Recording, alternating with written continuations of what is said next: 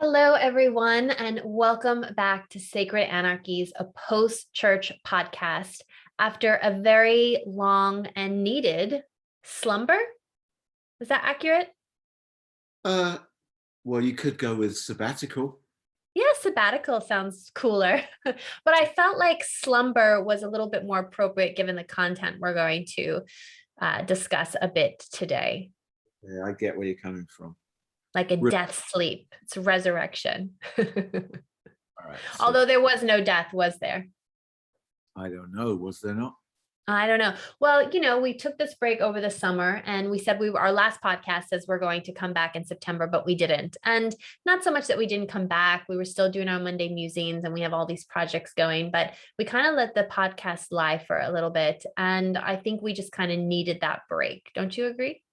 Oh, I think so. I think we just needed to kind of get some distance and have new ideas and new thoughts Yeah. percolating. Yeah. Well, we talked a little bit about this on Monday Musings. And for anybody who's listening to the podcast, if you have time on Mondays to join us, we have been doing live Instagram lives every Monday for the past year and a half. And that we never take a break from. And we talked a little bit about it. And, we just felt like there was just a lot of crazy conversations surrounding God and theology and new directions and deconstruction. And we just wanted to kind of step back from it all and take a break and kind of reformulate some of our thoughts and, just kind of reimagine where we might want to go next with some of this conversation. And as we said last night, when you're constantly talking about existential precarity and angst and all of these really deep things, sometimes you just need a break. It's a little wearing, isn't it, Baz? Yeah, it can be. And I It think we can be. wanted to refine our own conversations and not Yeah. like we had to have conversations about what other people were having conversations about. Yeah, for Yeah, sure. not there's no external pressure, but you sometimes feel like you should be addressing what other people think is important, and Yeah. maybe we needed to rethink that, or maybe not. I don't know. Well, we did what we loved, what we thought was best, and we kind of put it out there, and we'll continue to do that. But I didn't want to just kind of gloss over the fact that we've been silent on the podcast for the last half of year. Basically, we took a little nap from podcasting. Yeah, we took a little podcast nap. So we're back and we're hoping to deliver you regular content, good content, of course, as always.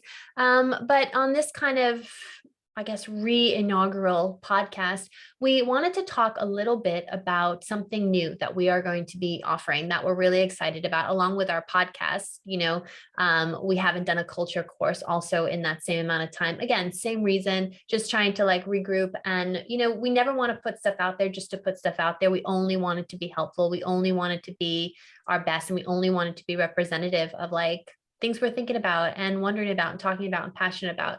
And so we have a new course that we're going to be putting out over the Lenten season. Do you want to kind of drum roll, please announce the name? Um, that was me playing the drums. Yeah. We're gonna. I don't know that it's really a course, but No. Sundays in Lent, Yeah. we're gonna release each Sunday a reflection that we're calling the Dance of Death. The Dance of Death. I love that. So, there's this whole medieval term, la danse macabre, Indeed. dance of death, the kind of, you've probably seen like the skeleton dance and stuff like that.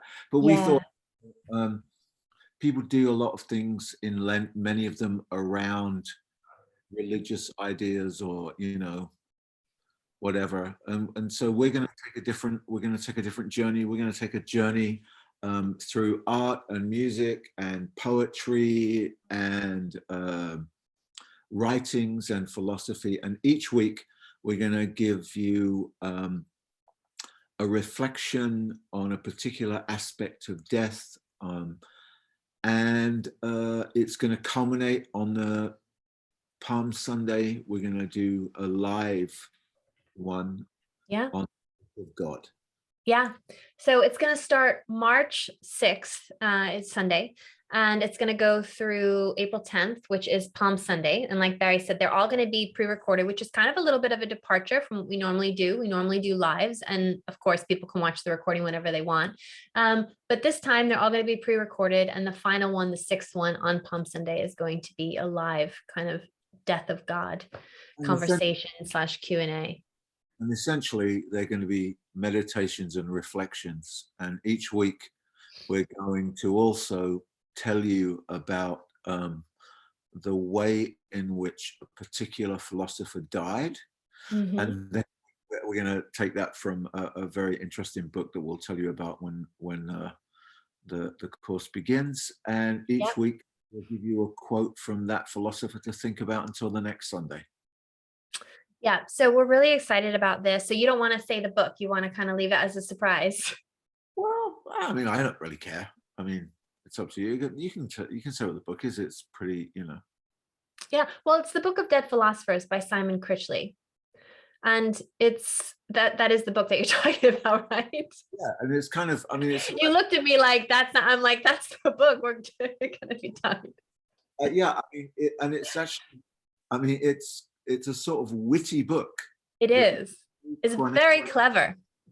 It chronicles how many philosophers died, and they all seem to have died in quite interesting circumstances. Yeah, well, it's interesting. So he opens the book with a little chat about philosophers, of course, philosophers, a little chat about Socrates. And, he talks about Socrates' death and also talks about his life and, kind of how a true philosopher is really a lover of wisdom and not so much trying to gain knowledge, but the life of a philosopher is all about the pursuit of dying well, because dying well is in relation to a life well lived.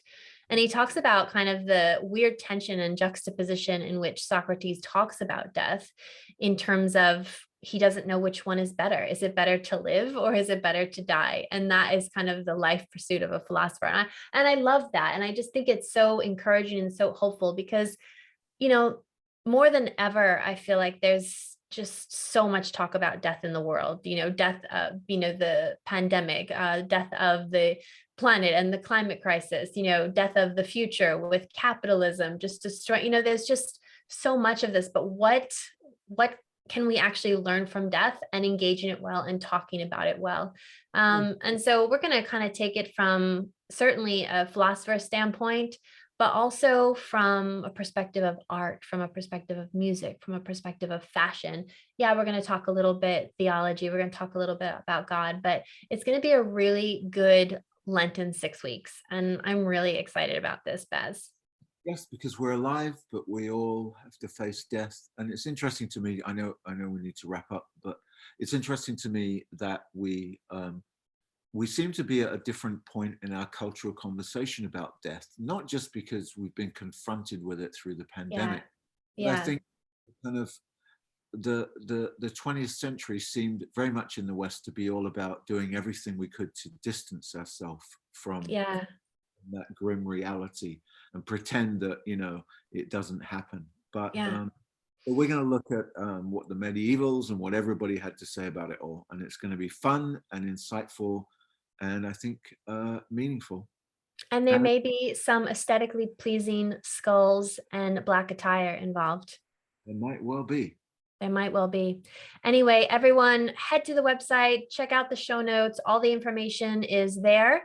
And we'll see you next week for another edition of our newly restarted Sacred Anarchies post-church podcast. So thanks to everyone for joining. And Baz, you have anything you want to say to close? Bye, everybody. Nice to be back. Good to be back. Bye.